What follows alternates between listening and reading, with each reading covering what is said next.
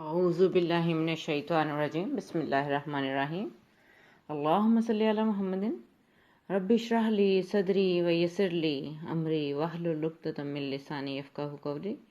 السلام علیکم ورحمۃ اللہ وبرکاتہ۔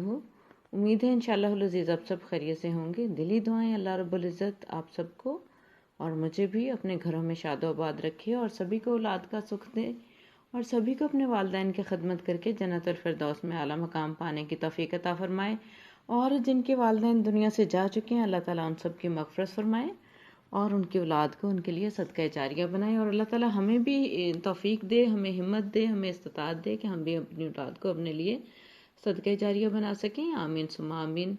آج کی دعا، آج کی جو حدیث پاک ہے شیئر کروں گی آپ سے۔ رسول اللہ صلی اللہ علیہ وآلہ وسلم نے فرمایا، سجدے میں خوب دعا کیا کرو کیونکہ یہ زیادہ لائق ہے کہ تمہارے لیے قبول کر لی جائے۔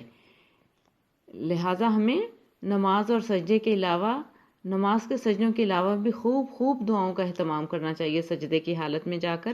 اللہ رب العزت ہمارے ٹوٹے پھوٹے سجدوں کو قبول فرمائے، اپنی خاص رحمت سے ہم پر رحم کرے، اور ہماری دعاؤں کو، بے شک ہمیں مانگنے کا سلیقہ نہیں آتا، ہمیں طریقہ نہیں آتا، لیکن ہم دل سے خشوع و خضوع کے ساتھ اللہ تعالیٰ کی بارگاہ میں رجوع کرتے ہیں اور اللہ رب العزت سے ہی اپنی دعائیں مانگتے ہیں۔ اللہ قبول فرمائے۔